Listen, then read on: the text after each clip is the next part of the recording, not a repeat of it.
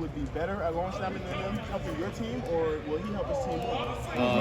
Who's more impactful? I'm just going to focus on my job, making sure I can get Jesse to be his best and Noah to be his best. That's what matters to me. Okay, so I'm guys reporting. I'm feeling All right, good. All right. I'm all good. So, are you going to be a good snapper this week? Are you going to be a good snapper this week? That's a little bit. We're going to see a tackle on part. Time to Brad. How's it going, guys? How's it going, Bradley? Do you feel like you're coming full circle having senior day against the team that you started your career with?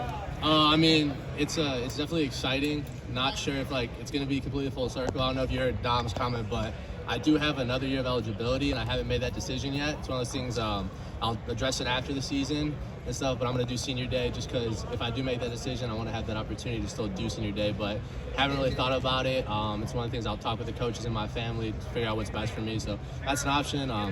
It's going to be great though, no matter what happens. I love playing here in Columbus. It's going to be a great time, and just especially because this game is going to mean a lot in the grand scheme of things. I'm just excited to go out and play every day. So obviously, it's been like 4 or 5 years. Do you still have teammates at Michigan State that you keep in touch with? There's a couple guys. One of my good friends from when I was there is still there. He's a 6 years at DN. I know there's a couple 6 years that I came in my recruiting class, but I talked to basically 1 or 2. But then I talked to some other guys that have graduated and moved on as well. What's it like for you just playing them?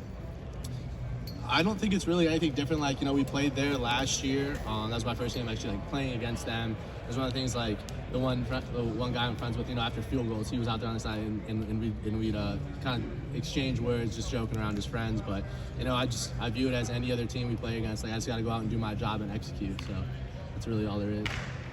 Brett, I know there's a few guys on this roster that were former Michigan high school football players. And I'm curious about, and I know you didn't get recruited to come to Ohio State, but I'm curious about during the recruiting process, whether it's guys from Michigan, is Ohio State kind of how is it viewed, in terms of the recruiting process? I have a good story with that. When I was in my transfer year, I thought I was going to go to the team up north for the longest time. My brother was there, and it was a week before I was supposed to sign an apartment lease. I got a call from Coach Combs, and I talked he's like, hey, we're interested. We need a guy to come in and help the team out, add depth and compete and stuff. And it was one of the things me and my dad talked. You grow up. I remember watching Troy Smith and stuff. I grew up a Big Ten fan, but I grew up a Michigan State fan because my dad went there. And it was one of the things me and my dad were they're kind of the enemy, but why not go visit? Just to say you did tick the box. I had zero expectations coming in. I came down, I met with Coach Combs, Coach Meyer at the time, and I ended up loving it. It's been the best decision I could have made since. So it's been great. What was that reaction to Kerry Combs calling you? Was it one of disgust at first? So I got a text message from my long snapping coach, Chris Rubio. He goes, hey, Ohio State's going to call you at some point today. Yeah. And I was I looked at him I'm like, are you serious? There's no, no, that's not real. And then he called me, and it was just one of those things. I'd known who Coach Combs was. He's a great personality. He's a great guy, great coach. I'm so glad he's back. It's just it was one of those things. It was kind of surreal in the moment. Ohio State's calling me. It's not I didn't reach out to them. They reached out to me and they called me. So that was just a great experience. And then this is where it's led today. So it's been great. Have you converted your family in Troy to being Ohio State fans? Or? My family will support me no matter where I'm at.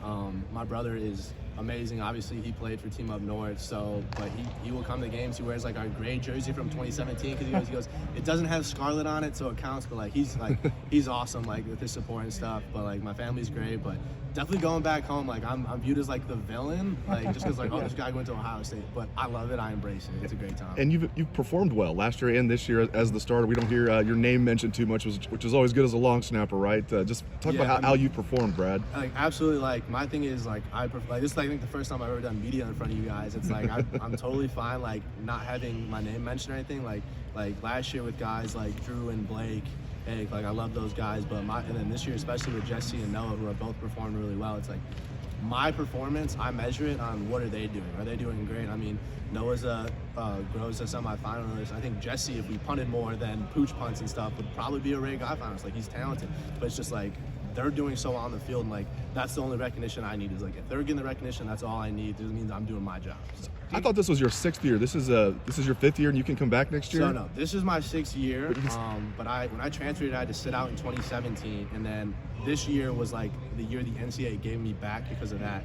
So then next year would be a COVID year if I decided to come back. So it's kind of wild to think about like 7 years, but it's an opportunity to finish a master's degree and stuff. So it's like one of the things I'll address at the end of the season and talk with all the parties involved. So are you leaning one way or the other right now? I am Slightly 50-50 split. It's like I'm not trying to think about it too. I'm trying to focus each week on the game and every day of practice. So it's one of the things like when I have all the variables at the end of the season, I'll make the decision. I know that, I mean, you know, Cam's from Muskegon, and then you have Caden Saunders, who came from Northville, a Metro Detroit guy. And I mean, what's your relationship like with those guys from Michigan? Do you guys have a bond because of where you're from? It's just one of the things, like especially like when they first got here, because like and then you got Grant Toutant as well, Grant who's Toutant like, from and it's like I'm significantly older than them, but it's one of the things like, hey, like the second they got here, I knew they were from Michigan and stuff. It was like I went and introduced myself, and then from that moment, like you have that like immediate respect for them, just because like. One, it's a rare opportunity for one of us to travel south. I think a lot of other times you see like guys from Ohio go north, but it's really rare for guys to come here. So it's like you automatically have that bond and stuff. So it's just like it's cool. You follow like I don't follow recruiting too much, but like Cam Martinez like broke all these state records. And so like, I remember seeing him just on Twitter from like the high school like accounts that I used to always be involved with, like just like, hey, Cam Martinez from Muskegon just doing this and that. Like so like I knew who he was like when we were recruiting him just because he was so talented. But then it's definitely like its own little clique here, just like you have different respect and you always go talk to those guys. Do you think